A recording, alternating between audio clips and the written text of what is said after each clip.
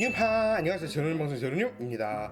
제로늄 방송 지난번에 올렸던 요양원 예고편이 생각보다 많은 분들께서 호응을 해주시고 반응을 해주셔서 빨리 준비해야겠다고 생각을 해서 오늘 1편을 준비해 왔습니다. 1편 제목은 어쩌다 요양원 공익이 되었는가입니다. 지금도 그런 시스템인지 모르겠지만 제가 공익을 했을 때 2017년이죠. 2017년에는 사회복무요원 본인 선택 시스템이라는 게 있었어요. 1월 달에 병무청 사이트에 딱 가면 사회복무요원 본인 선택 이런 게 있거든요. 어떤 그 기관에서 우리는 이 시기에 공익이 필요합니다 라고 TO를 내요. 자리를 내요. 그럼 거기에 맞춰서 본인을 선택을 하고 경쟁자들이 있을 거 아니에요. 그럼 그 경쟁자 중에서 랜덤 해가지고 추첨을 하는 시기였어요. 그 당시 제가 살던 금정구에는 투탑이 있었어요. 금정구청이랑 부산대학교. 가장 TO가 많았고 아무래도 경쟁자가 굉장히 많았어요. 10대 1이 당연히 넘었고 20대 1, 30대 1 이 정도 했었던 것 같아요. 이제 이 신청을 할 때 잘 생각을 해야 되는 게 자기가 1순위, 2순위, 3순위를 선택을 할 수 있거든요. 1순위에서 추첨해서 떨어지면 2순위, 2순위에서 추첨해서 떨어지면 3순위, 3순위까지 추첨을 해서 떨어지면 이제 그 해에는 아마 공익을 못 가는 걸로 알고 있어요. 그래가지고 잘 생각을 해가지고 전략적으로 해야 됩니다. 본인 선택 시간이 한 일주일 정도 줬거든요. 그리고 그 사이트 가보면 이 기관에는 지금 경쟁률이 몇 대 몇이고 몇 명이 지원을 했다 이렇게 떠요. 완전히 쌈박한 시스템이지 않습니까? 그래서 저는 되게 전략적으로 했거든요. 1순위에는 아무도 선택을 안 한 A 요양원을 미리 선택을 해놓고 이제 마감하기 전에 1순위에 이 A 요양원에 아무도 신청자가 없으면 A 요양원을 2순위로 갖다 놓으면 만약에 1순위에서 떨어진다고 하더라도 2순위에서는 되겠다 라고 코크루 빙빵뽕 이렇게 생각을 하고 있었는데 후반부에 누가 이 A 요양원을 2지망으로다가 신청을 해놨더라고요. 그래서 만약에 제가 1순위에서 떨어지면 그분이랑 2대1의 경쟁률로 또 추첨을 하다가 떨어질 수도 있는 상황이 될 수도 있기 때문에 저는 1순위에다가 A 요양원을 정해서 결국 A 요양원의 공익이 되게 됐습니다. 근데 그때는 몰랐죠. 그게 개꿀이었다는 사실을. 제대로 선택을 했다 제로님이야. 고맙다 미래 제로님. 사실 A 요양원과 B 요양원 둘 중에 고민을 많이 했어요. 왜냐면 그냥 이름만 달라요. 거리도 거의 비슷하고 위치도 비슷하고 어디를 선택을 해야 될까라고 생각을 하다가 A 요양원을 선택을 하게 된 거예요.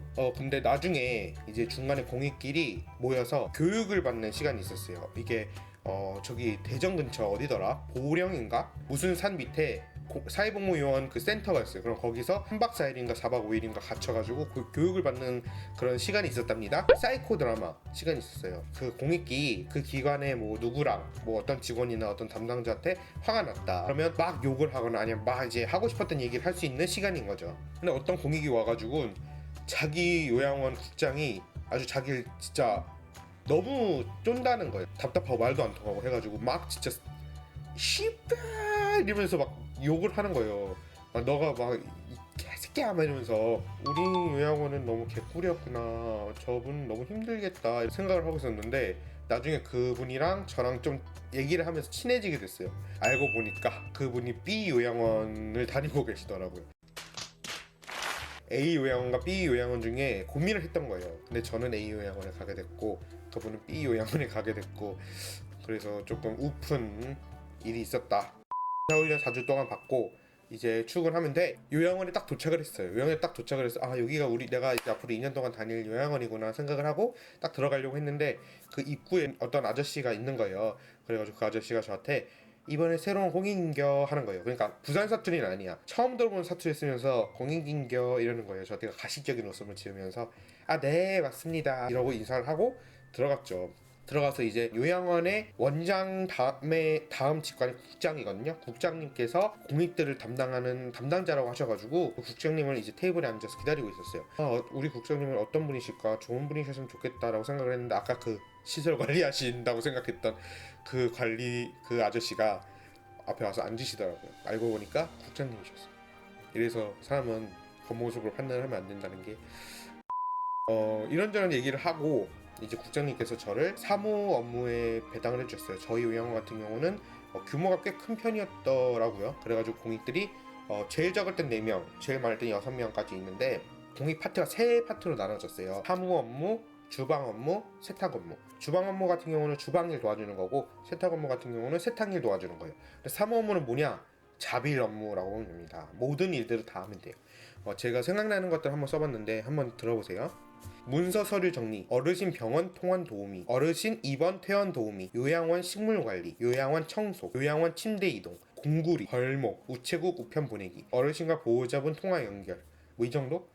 기억나는 일들이 이 정도인데 정해진 일이 없어요. 물론 사무 업무라고 해가지고 서류를 주로 이제 관리를 하긴 하는데 이 요양원에 일어나는 모든 잡심부름들을 사무 업무 고객들이 맡아서 했어야 됐기 때문에 되게 변수도 많고 해야 될 일들이 많잖아요. 그래서 처음 가가지고 너무 막막했죠. 뭐 이 편에 말씀드리겠지만 저는 이 모든 일들을 마스터하고 슈퍼공익으로 인정받고 소집해지까지 하게 됐습니다. 어쩌다 제가 슈퍼공익이 되었는지는 다음 에피소드에 말씀드리도록 하겠고요.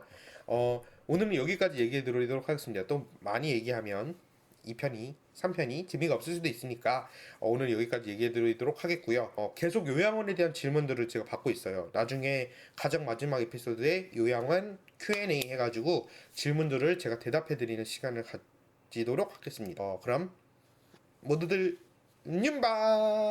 안녕.